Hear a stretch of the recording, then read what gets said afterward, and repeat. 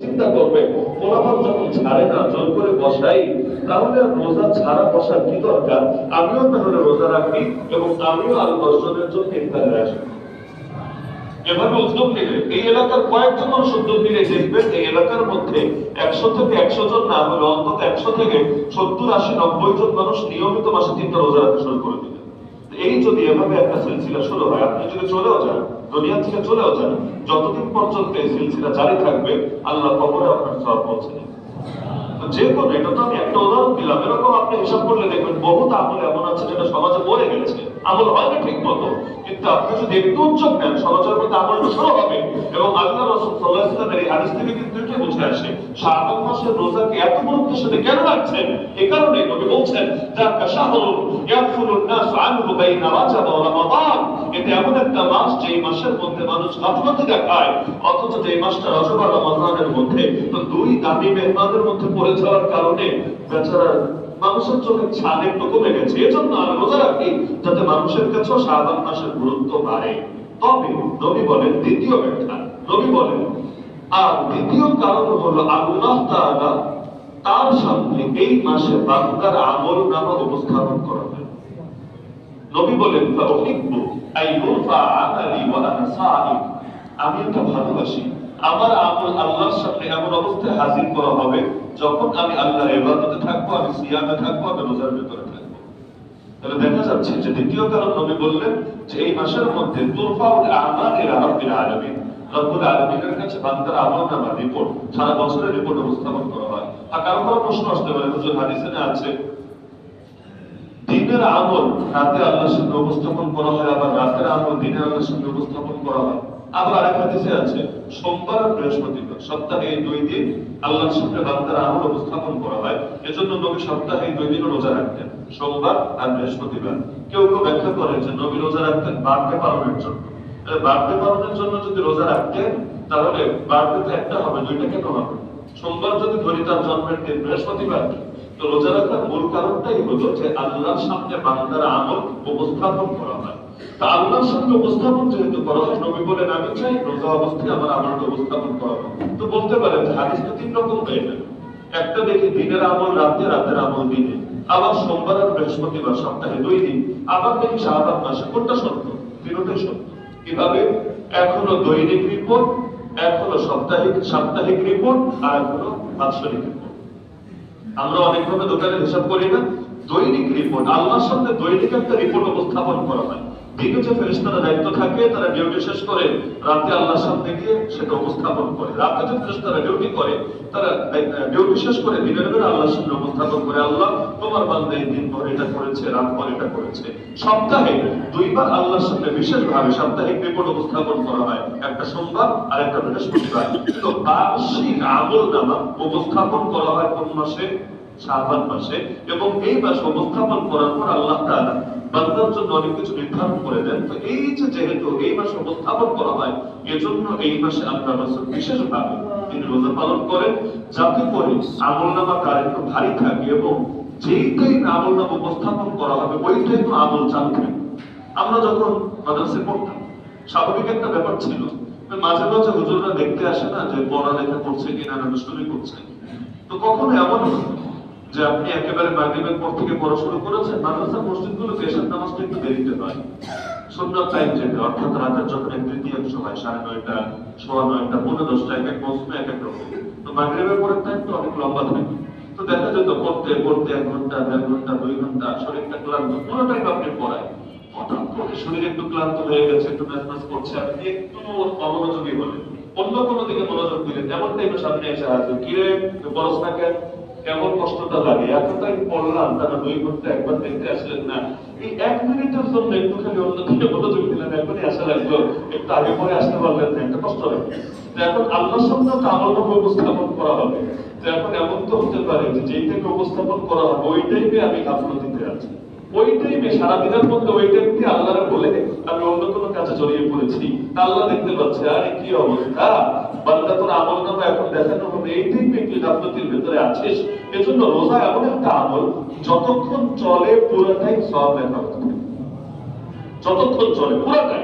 তাহলে ওই যে আপনি রোজা শুরু হলো সূর্যোদয়ের আগ থেকে, সেই যে ফজরের ওক্ত থেকে আপনার রোজা শুরু, মাগরিব পর্যন্ত তো ওক্ত পুরোটাই চলছে, এর মধ্যে যদি ঘুমায়া থাকেন আপনি, তাও কিন্তু রোজার সওয়াব চালু আছে।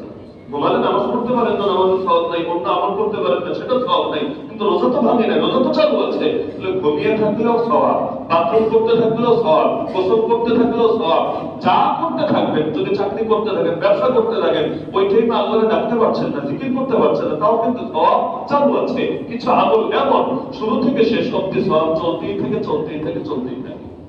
যেমন ধরুন আল্লাহ দ্বীনের জন্য মাসরুম করা, আপনি জেলে বন্দী হয়েছে কেন? হকের কথা বলার জন্য, হকের পথে চলার জন্য। যতদিন পর্যন্ত আপনাকে না ছাড়বে, পুরো টাইম প্রতিটা সেকেন্ডে আপনার আমল নামে সওয়াব লেখা হচ্ছে। বলবেন এটা কিসের সওয়াব?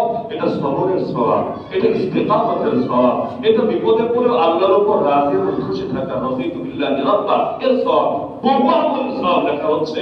যদিও আপনি সেখানে বসে ওয়াজ করতে পারছেন না, সেখানে বসে জমা পড়াতে পারছেন না, সেখানে বসে ছাত্রদেরকে কোরআন হাদিস পড়াতে পারছেন না, কিন্তু অনেকগুলো আমলের সওয়াব ওখানে এমনি চালু থাকবে। তার চাইতে বড় কথা হাদিসে আছে, বান্দা যখন কোন আমল নিয়মিত করে, যদি কোনো অপারগতার কারণে হঠাৎ করতে নাও পারে, আল্লাহ সেটা সওয়াব বন্ধ করেন না, সওয়াব চালু রাখেন। যেমন আপনি ডেইলি তাহাজ্জুদ পড়েন, কিন্তু হঠাৎ জ্বর এসেছে, রাতে আপনি উঠতে পারছেন না, ওটার মতো অবস্থা নেই, আপনি ভয় পাচ্ছেন, হে আল্লাহ নিয়মিত পড়তাম, আজকে মিস হলো, ভয় নাই। এতদিন পড়ে সওয়াব পেয়েছেন, এখন না পড়ে সওয়াব পাবেন। এই কারণে মজার বিষয়, আমরা দুনিয়াতে আমল করি কয় বছর? 30 বছর, 40 বছর, 60 বছর, 80 বছর, আমাদের হায়াতি আর কয়দিন, কিন্তু জান্নাতে থাকবো জানি কয় বছর? যদি বলেন আল্লাহ 10 গুণ বেশি দেয়, তাহলে 40 বছর আমল করলে 400 বছর থাকবেন, এরপর কান ধরে বাইর করে দিবে, 10 গুণ বেশি হওয়ার অর্থ তো এটা। কিন্তু জান্নাতে একবার ঢুকবেন, কখনোই আর বের হবেন না। এটাই তো আমাদের ঈমান, এটাই তো আমাদের আকীদা। কেন?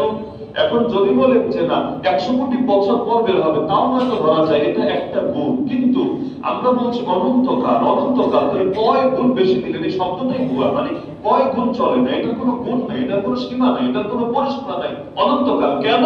মানে আমল করেছেন যদিও 60 বছর, কিন্তু যখন মরছেন আপনার দিলে কি এমন নিয়ত যে আগামীকাল থেকে আর আমল করবো না? না, এমন নিয়ত মুসলমানের থাকে না। বরং মুসলমানের নিয়ত থাকে, আল্লাহ 10 বছর বাঁচালো, 10 বছর নামাজ পড়বো, আর 10 বছর বাঁচালো, সত্য থাকলে 10 বছর রোজা রাখবো, যতদিন বেঁচে থাকবো তোমার নাম ডাকতে থাকবো, তোমার জিকির করতে থাকবো।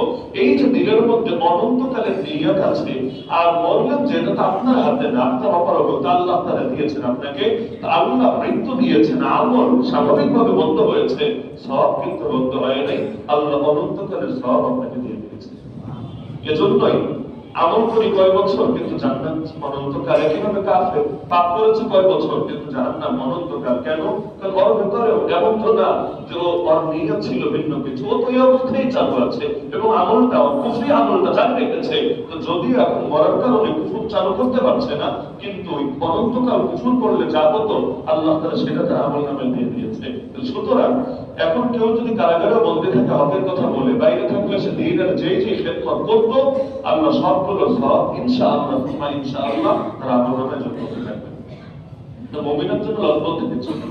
তো শাবান মাস যদিও ইতিমধ্যে কয়েকটা দিন চলে গিয়েছে, কিন্তু আমার অনুরোধ থাকবে একেবারে শেষের কয়েকটা দিন বাদে আপনারা এই মাসে বেশি থেকে বেশি রোজা রাখার চেষ্টা করেন। বিশেষ করে 3টা রোজা, মাসিক যে 3টা রোজা, মাসে 3 রোজা রাখা সুন্নাত, অন্য হাদিসে আছে আল্লাহ রাসূল 13, 14, 15, ইংলিশ মাসের না, হিজরি মাসের, আরবি মাসের 13, 14, 15। 13 তারিখ যদি রোজা রাখতে চান, সারি খেতে হবে কয় তারিখ? 12 তারিখ দিবাগত রাত। তাহলে 13, 14, 15 এই 3 দিন রোজা রেখেছেন। আজকাল আমাদেরকে অনেকে প্রশ্ন করে, তো শবে বরাত রোজা কয়টা, শবে বরাত রোজা কবে রাখবো, কয় তারিখ? অথচ মূল বিষয় কি? আপনি রোজা রাখবেন 3টা, এটাই তো নবীর সুন্নাহ। রোজা রাখবেন একটা, রোজা রাখবেন কয়টা? 3টা, যেটাকে আইয়ামে বীজের রোজা বলে। বীজ মানে সাদা, আইয়াম মানে দিন। এই দিন রাতে চাঁদটা এত বেশি পরিপূর্ণ থাকে এবং আলোকিত থাকে, রাতটাও কেমন যেন দিনের মতো হয়ে থাকে। এজন্য রাতের নাম হয়ে গেছে আইয়ামে বীজ, মানে সাদা দিন, সাদা দিন। এই সাদা দিনগুলোতে অর্থাৎ 13, 14, 15-তে আপনি রোজা রাখবেন। রোজা রাখলে আপনার শবে বরাত তো মাঝখানে পড়ে যাচ্ছে। মজার বিষয় হলো সব মানে কিন্তু রাত, সব মানে দিন না, সব অর্থ কি? সব ফার্সি শব্দ, আরবিতে বলে লাইলা, লাইলাতুন নিসফি মিন শাবান, এটা হলো হাদিসের নাম। লাইলাতুন নিসফি মিন শাবান, শাবানের মধ্য রজনী, মানে শাবান মাসের ঠিক মাঝামাঝি যে রাতটা 14 তারিখ দিবাগত রাত। হাদিসের শব্দ এটাই লাইলাতুল নিসফি মিন শাবান, কিন্তু আমরা আমাদের এই দেশে সাধারণত শবে বরাত এই শব্দটা বলি। এখন শব্দ যেটাই বলেন, আপনি আরবি বলেন ফার্সি বলেন, শব্দের অর্থটা কিন্তু মুখ্য একটা বিষয়। অনেক সময় শব্দের অর্থ না বুঝলে মানুষ কি যে বলতে গিয়ে কি বলে থাকে। দেখা যায় আবে জমজম, আব মানে পানি, আবে জমজম মানে জমজমের পানি। অনেকে বলে আবে জমজমের পানি খাবা, আব মানেও পানি, আবার আলাদা করে বললেন আবে জমজমের পানি মানে না, জমজমের পানির পানি খাবা, অর্থটা কিন্তু এমন হচ্ছে। দেখা যায় বলবে সলাতুল ইশার নামাজ অনুষ্ঠিত হবে ছাড়া, ইশার নামাজ, সলাতুল ইশার নামাজ, সলাতুল জুমার নামাজ। সলাত মানে কি? সলাত মানে তো নামাজই, আর সলাতুল জুমার নামাজ এটা মানে কি? আর এই দেশে তার হাস্যকর বিষয় হয়, ঈদের নামাজে জানাজা অনুষ্ঠিত হবে এমন কথা শুনতে হয়। আমি কি আর ভুল শুদ্ধ করে দিব যে সলাত আর নামাজ একই অর্থ, আবার পানি একই অর্থ। ঈদের নামাজের জানাজা যারা পড়ায় দিতে পারে এদের শব্দ সচেতনতা কোন পর্যায়ে আছে সেটা কি আর বলা লাগে? তো সব বলা, সব মানি হলো রাত। আচ্ছা রাতে কি রোজা রাখা যায়? আপনাদের কি ধরনের রাতে কি রোজা হয়? আচ্ছা রোজা যখন হবে, রোজাটা যখন হবে তখন কিন্তু রাত না, আর রাতটা যখন তখন কিন্তু রোজা হবে না। সুতরাং সবে বরাতে রোজা রাখবা কিনা প্রশ্নটাই পাই না। কেন? কারণ বরাতে রাতে রোজা রাখবা কিনা, রাতে তো রোজা রাখে না, রাতে রোজা রাখার কোনো সিস্টেমই নাই উম্মতের জন্য, নাকি আছে?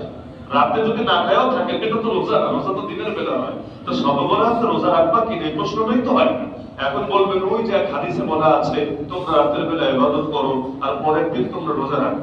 রাতের বেলা ইবাদত করো, কুমু লাইলাহা ওয়া সুমু ইয়াওমাহা, এটার কি ব্যাখ্যা হবে? এটার ব্যাখ্যা হবে এই হাদিসের সনদ এত বেশি দুর্বল, এত বেশি দুর্বল, এটা দলিলই হয় না। তা আপনি তো ডাইরেক্ট নবীর থেকে শোনেন নাই, আপনি তো কিতাবে পড়ছেন, ওই কিতাবওয়ালাও ডাইরেক্ট নবীর থেকে শোনেন নাই, তিনি তার উস্তাদ থেকে, তিনি তার উস্তাদ থেকে, তিনি তার উস্তাদ থেকে, এভাবে অনেকজন হয়ে নবী পর্যন্ত গিয়েছেন। মাঝখানে যদি এমন কোন টালদি বালদি মার্কা লোক থাকে যার কথার উপর আস্থা রাখা যায় না, তাহলে ওই কথা কিন্তু দলিল হয় না। যেমন একটা উদাহরণ দিই, এই যে গত শুক্রবারের পরে শুক্রবারের আগে মাঝখানে আমার একটা সফর ছিল চাঁপাইনবাবগঞ্জ। তো রাজশাহী বিমানবন্দরে গিয়ে নামলাম, সেখান থেকে গাড়িতে করে তারা নিয়ে যাবে চাঁপাইনবাবগঞ্জ। তো গাড়ির মধ্যে যারা ছিল রিসিভ করতে এসেছে, আর মধ্যে ওই মাহফিল যাদের উদ্যোগে আয়োজন যুব সমাজ এদের সভাপতিও ছিল। হঠাৎ করে এক পাখি আমাকে বলছে হুজুর একটা দুঃসংবাদ আছে গাড়ির ভেতরে। আমি বললাম কি দুঃসংবাদ? এর আগে ফোনে কথা বলেছে কার সাথে যেন। আমি বললাম কি দুঃসংবাদ? বললো নেত্রী খালেদা জিয়া ইন্তেকাল করেছে গাড়ির ভেতরে। আমি চুপ করে উঠলাম, কি বলবো?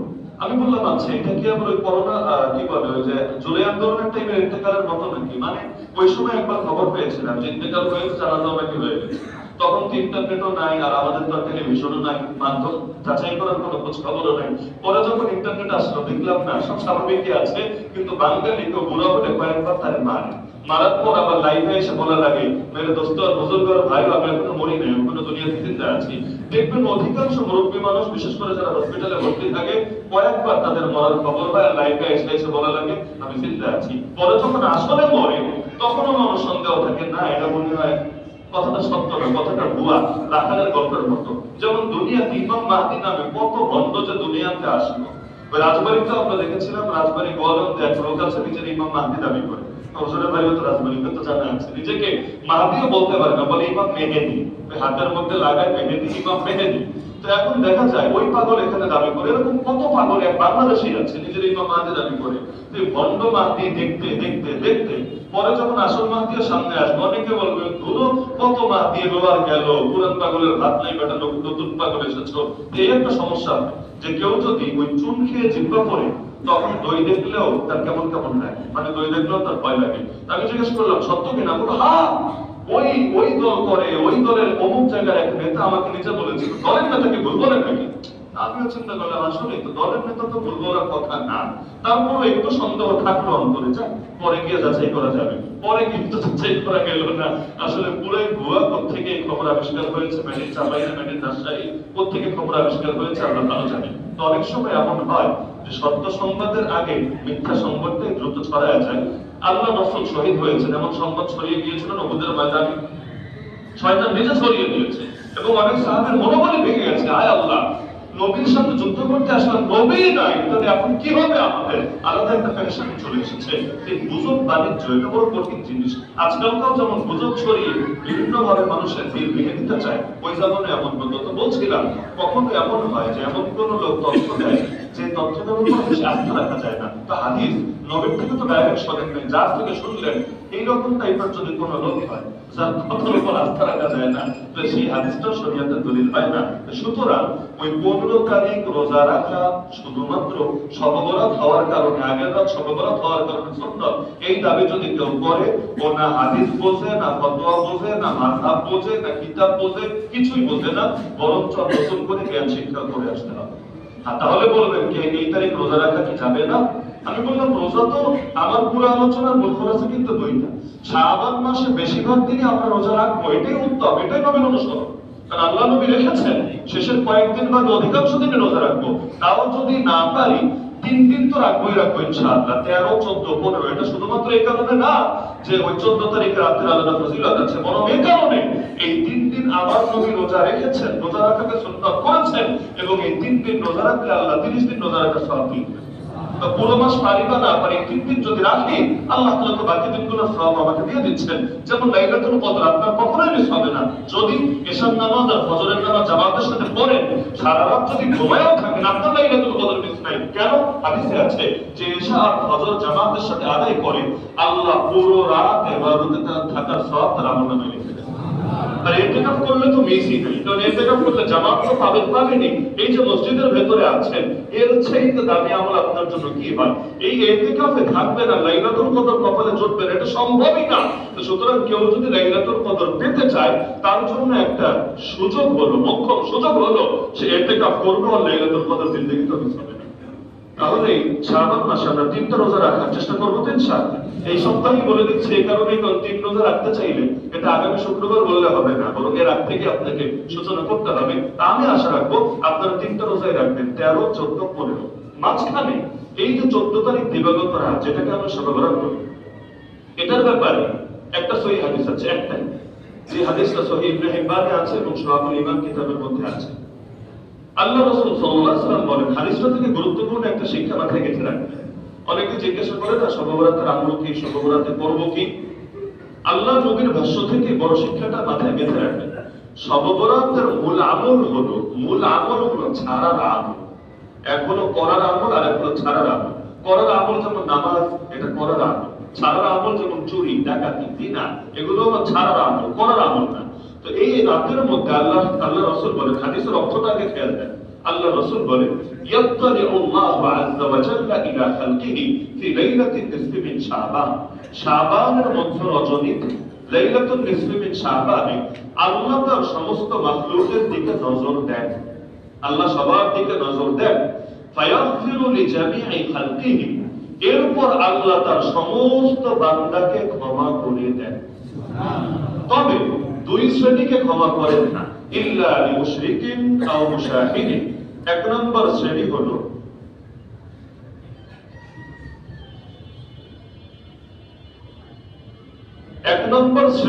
মুশরিক, 2 নম্বর শ্রেণী হলো বিদ্বেষী।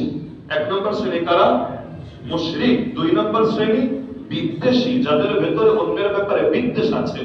আমাকে বলা হয়েছিল আজকে একটা 10-এর মধ্যে অশেষ করে দিতে, কি আগে শেষ করে দিব?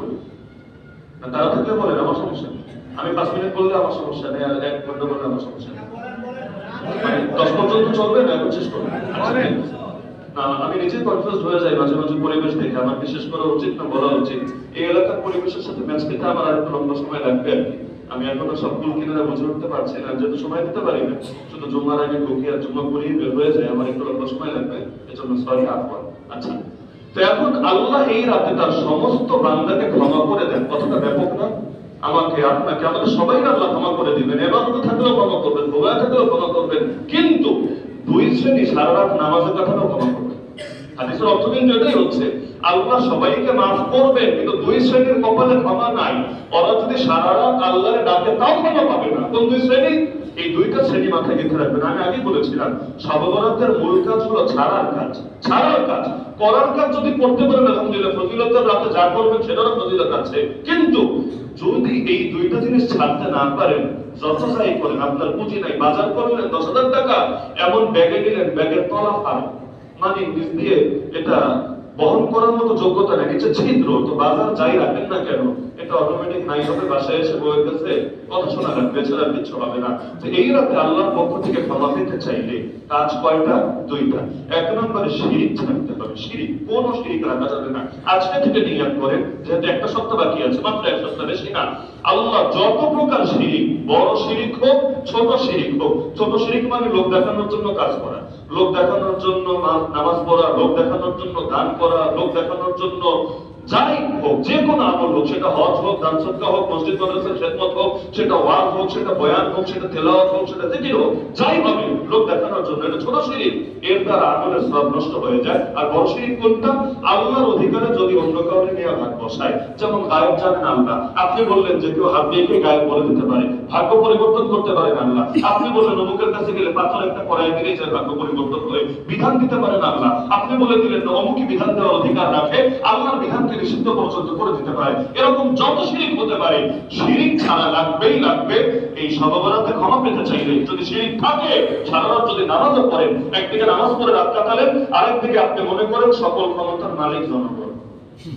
বাংলাদেশের সংবিধানে আজও যেটা লেখা, সকল ক্ষমতার মালিক জনগণ, এটা যদি আপনার ঈমান হয়, আপনার আকীদা হয়, আপনি যদি নামাজ পড়তে পড়তে কপালে দাগ ফেলে দেন, এই হাদিস বলে দিচ্ছে আপনার কোনো ক্ষমা নাই। কারণ কোরআন বলে দিয়েছে আল্লাহর সঙ্গে যে শিরিক করবে, আল্লাহ এই পাপ মাফ করবেন না, কখনোই করবেন না। তার একমাত্র ঠিকানা হবে জাহান্নাম, কেউ তাকে মুক্ত করে দিতে পারবে না। ইন্নাহু মান ইউশরিক বিল্লাহ ফাকাদ হারাম আল্লাহু আলাইহিল জান্নাহ। আর দুই নম্বর কাজ হলো হিংসা ছাড়া। হিংসা, আসমানে ঘটিত প্রথম পাপ হিংসা। ইবলিস হিংসা করেছিল আদমকে। জমিনে ঘটিত মানব জাতির ভেতর প্রথম পাপ হিংসা। কাবিল হিংসা করেছিল হাবিলকে, এবং হিংসার কারণে খুন করে ফেলেছিল নিজের ভাইকে। বাংলাদেশেও হিংসা নাই এমন লোক তো কমই আছে। নজর লাগে না? নজর বাচ্চাদের বিশেষ করে বোঝা যায় নজরটা কি, মূলত হিংসাই, ভিন্ন কিছু না। অহিংসা হাসিদিন ইদা হাসাদ, আল্লাহ দোয়া শিখিয়েছেন, যে দোয়া সকাল সন্ধ্যা 3 বার করে পড়া লাগে। সূরা কুল হুয়াল্লাহ, সূরা কুল আউযু বিরাব্বিল ফালাক, সূরা কুল আউযু বিরাব্বিন নাস, 3 বার করে পড়লে আল্লাহ হেফাজত করেন। এই 3 বার কি পড়ে? এর মধ্যে কিন্তু এই বাক্যটা আছে, আল্লাহ হিংসুকের হিংসার ক্ষতি থেকে বাঁচাও। যখন সে হিংসা করে, হিংসা যে করে ও মরে, যারে করে ওর কপাল করে, যে করে ওর আমলনামাগুলো পুরো এমন ভাবে ছাই হয়, আগুন লাগলে রাত্রি যেভাবে করে ছাই হয়, আর যাকে করে তার তো কি ক্ষতি হয় এটা সকলেরই জানা আছে। এজন্য হিংসা করাও ঠিক না, হিংসার শিকার হওয়াও ঠিক না। এজন্য হাদিসের মধ্যে অনেক ক্ষেত্রে এগুলোকে নিষিদ্ধ করা হয়েছে, বিভিন্ন উপদেশ দেওয়া হয়েছে, একটা দোয়া শেখানো হয়েছে। দ্বিতীয়ত নবী বলেন কারো ধ্বংসের জন্য এটাই যথেষ্ট মানুষ তার দিকে আঙ্গুল দিয়ে ইশারা দেয়। মানে আপনি এমন কোন কাপড়, এমন কোন বেশভূষা, এমন কোন জিনিস ধারণ করলেন, সবাই আপনার দিকে তাকায়, আপনার দিকে আঙ্গুল দিয়ে ইশারা দেয়, এই যে হিংসার দিকে পড়ে যাচ্ছেন, এটা আপনার ক্ষতির কারণ, নবী বলে দিচ্ছেন। একইভাবে আরো বহু পরামর্শ আল্লাহ রাসূল দিয়েছেন যাতে মানুষ হিংসার শিকার না হয়। তাহলে হিংসা যদি কারো দিলে থাকে, রাজনৈতিক হিংসাই হোক, ধর্মীয় হিংসাই হোক, হিংসার তো আবার ক্যাটাগরি শেষ নেই। এই দেশের রাজনীতির নাম হয়ে গেছে প্রতিহিংসা রাজনীতি। অনেকে রাজনীতি করে প্রতিহিংসা, তো হিংসাই তো ঘুরে ফিরে। তো হিংসা যদি কারো ভেতরে থাকে, এই রাতে ইবাদত করলেও কিন্তু নাই।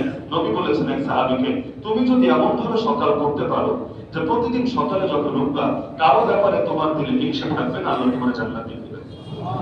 তাহলে সুতরাং এই দুইটা কাজ আমরা বিশেষভাবে করার চেষ্টা করব, শিরিক ছাড়বো এবং হিংসা ছাড়বো। নির্দিষ্ট সময়ের ভেতরে আমি আলোচনা সমাপ্ত করলাম।